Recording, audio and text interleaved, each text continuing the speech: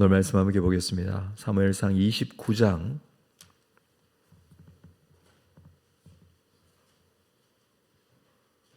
1절부터 11절까지 말씀.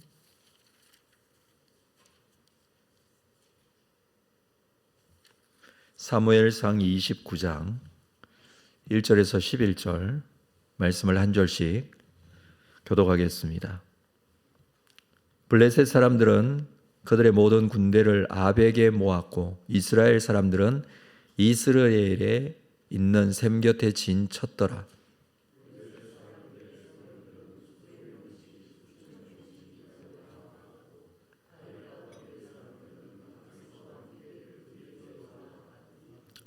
블레셋 사람들의 방백들이 이르되 이 히브리 사람들이 무엇을 하려느냐 하니 아기스가 블레셋 사람들의 방백들에게 이르되 이는 이스라엘의 왕 사울의 신하 다윗이 아니냐. 그가 나와 함께 있은 지 여러 날 여러 해로 돼 그가 망명하여 온 날부터 오늘까지 내가 그의 허물을 보지 못하였노라.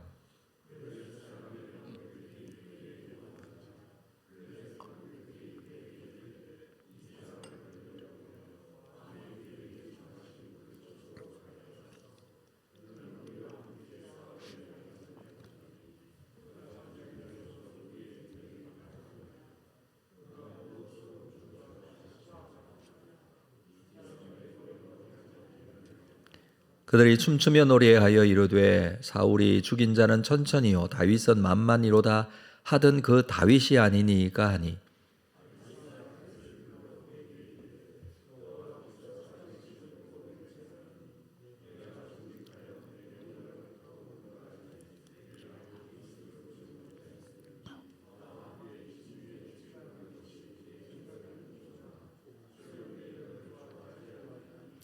그러므로 이제 너는 평안히 돌아가서 블레셋 사람들의 수령들에게 거슬러 보이게 하지 말라 하니라.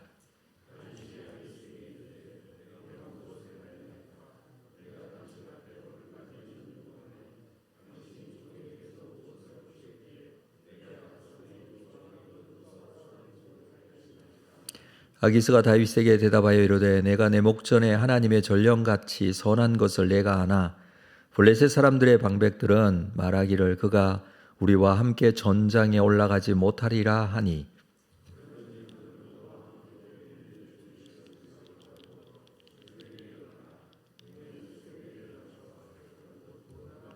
함께 읽습니다. 이에 다윗이 자기 사람들과 더불어 아침에 일찍 일어나서 떠나 블레셋 사람들의 땅으로 돌아가고 블레셋 사람들은 이스라엘로 올라가니라.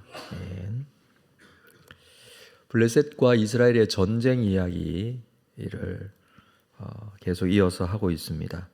1절의 말씀에 보면 블레셋 사람들의 군대가 지금 아벡이라는 곳에 모였습니다.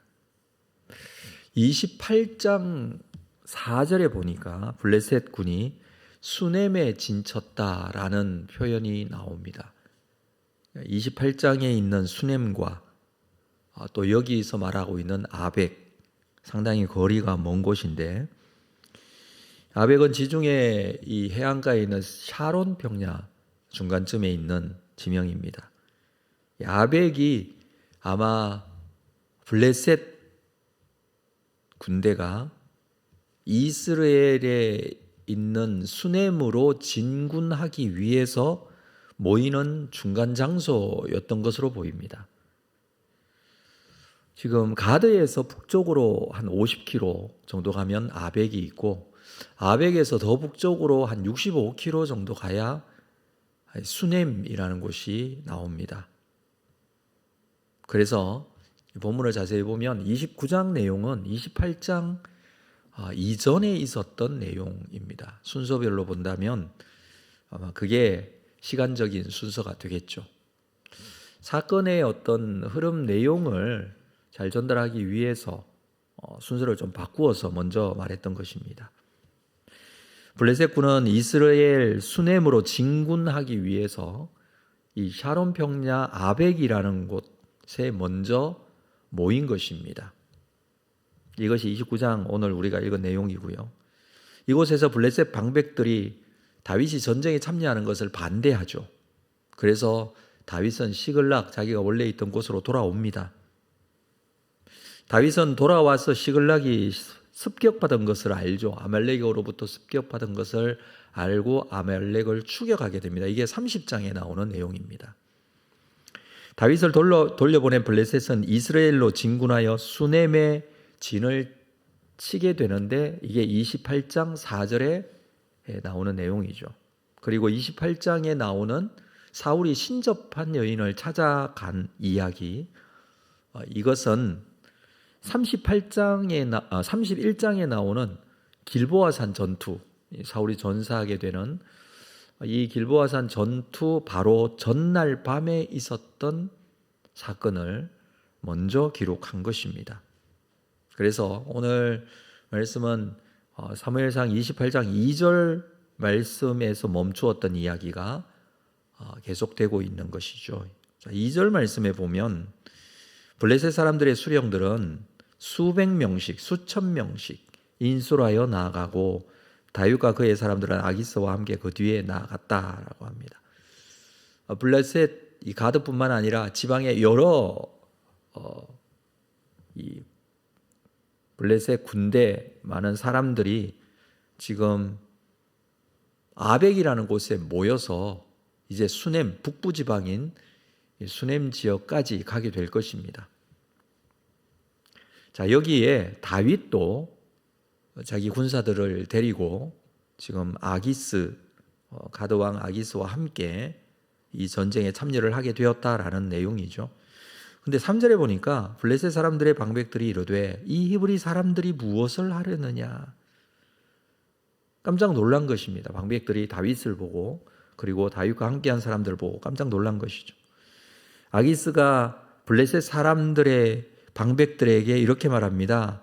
이스라엘 왕 사울의 신하 다윗이 아니냐. 너무나 떳떳하게 그렇게 말하죠. 그가 나와 함께 있은 지 여러 날 여러 해로 돼 그가 망명하여 온 날부터 오늘까지 내가 그의 허물을 보지 못하였다. 다윗은 어쩔 수 없이 블레셋으로 망명하여 가드왕 아기스가 준 이 시글락이라는 성읍에서 거주를 했습니다. 거주하면서 수년 동안 아기스의 눈밖에 난 적이 없죠. 오히려 아기스의 충성된 신하로서의 모습을 잘 보여주었습니다. 그래서 이 전쟁에도 아마 아기스가 다윗에게 참여시킨 것 같습니다. 어쩔 수 없이 이 전쟁에 참여를 했겠죠.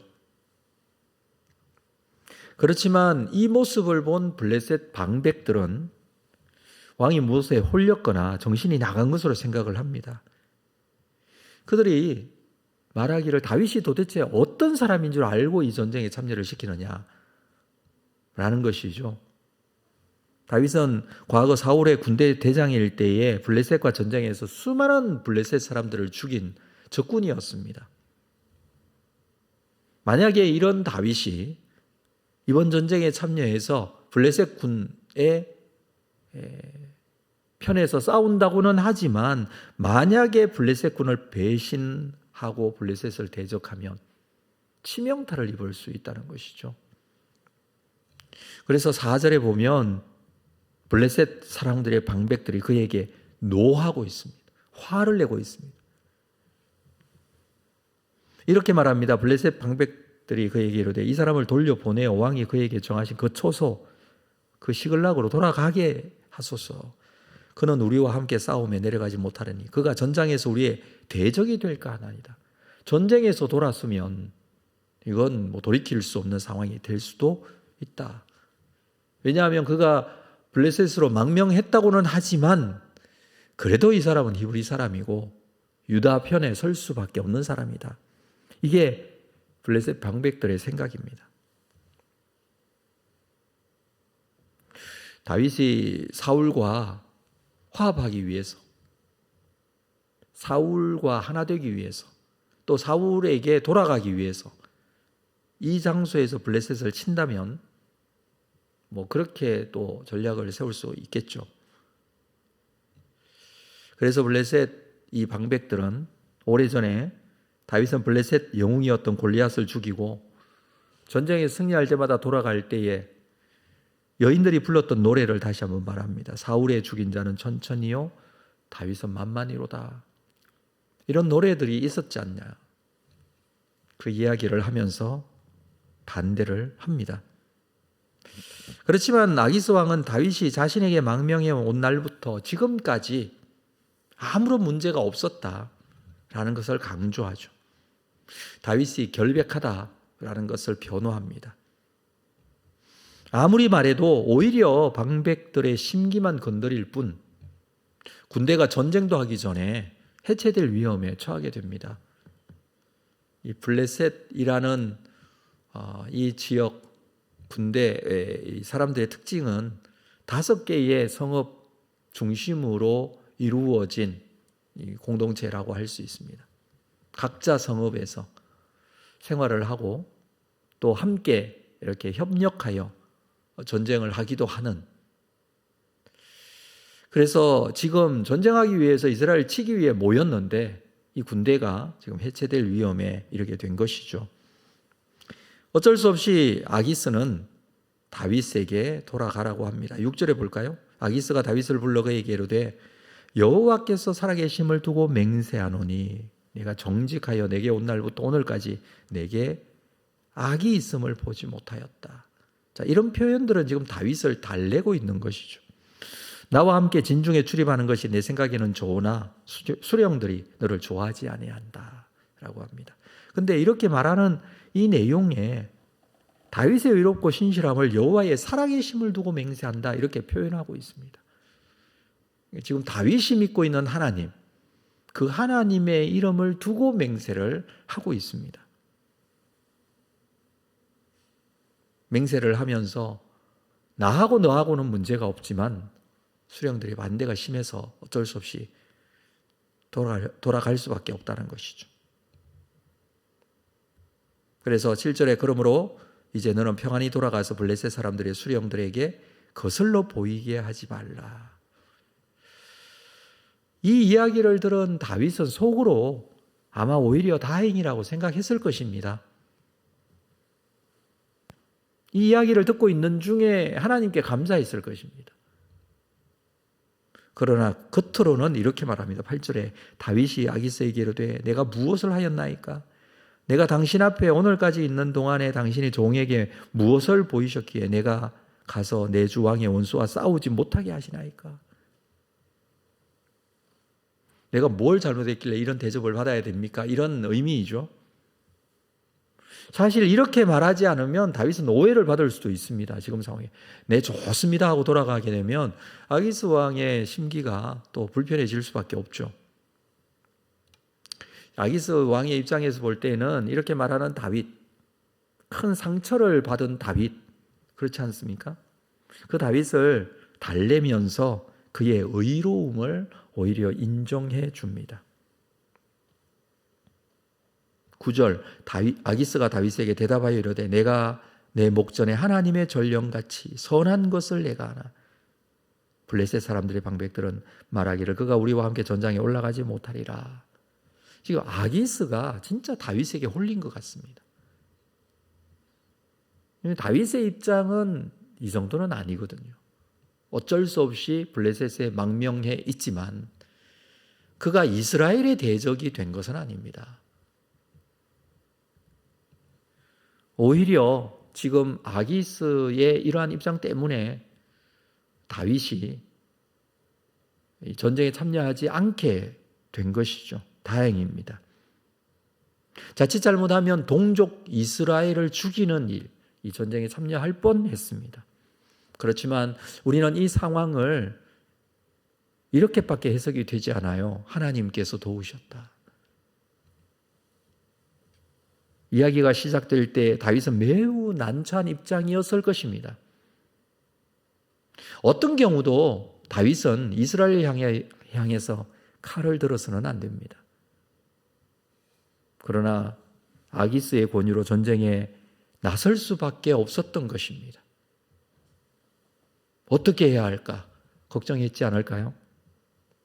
그러나 이 위기의 상황에서 하나님께서 역사하신 것이죠. 사람들의 마음을 바꾸게 하시고 이스라엘과의 전쟁을 모면하게 하십니다. 오히려 시글락으로 돌아온 다윗은 30장에 가서 보면 아말렉 진멸에 났습니다. 시글락을 아말렉이 습격하게 되었고, 이 사실을 알게 된 다윗은 시글락 전멸에 났습니다. 사울에게 주어진 사명이 사실 이 아말렉 진멸이었죠. 그렇지만 사울은 평생 아말렉을 진멸하지 못했습니다. 하나님의 명령입니다. 이건 율법에도 진멸하라고 하신 하나님의 뜻입니다. 그러나 평생 사울은 아말렉을 진멸하지 못하죠. 그러나 다윗은 아말렉을 진멸합니다.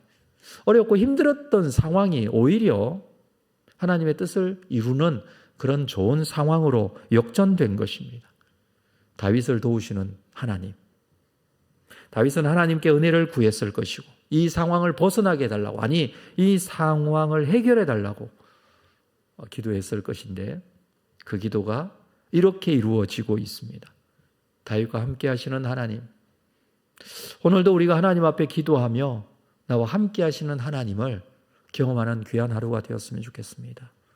주의 은혜가 우리와 함께 하실 것입니다. 주변 환경과 상황이 우리를 어렵고 힘들게 만들 때가 많이 있지만, 그러나 어떤 상황에서도 하나님의 도움의 손길을 구하는 자들, 그들과 함께 하시는 하나님, 그 하나님과 동행하는 여러분 되시기를 주의 이름으로 축복합니다. 기도하겠습니다. 하나님 아버지,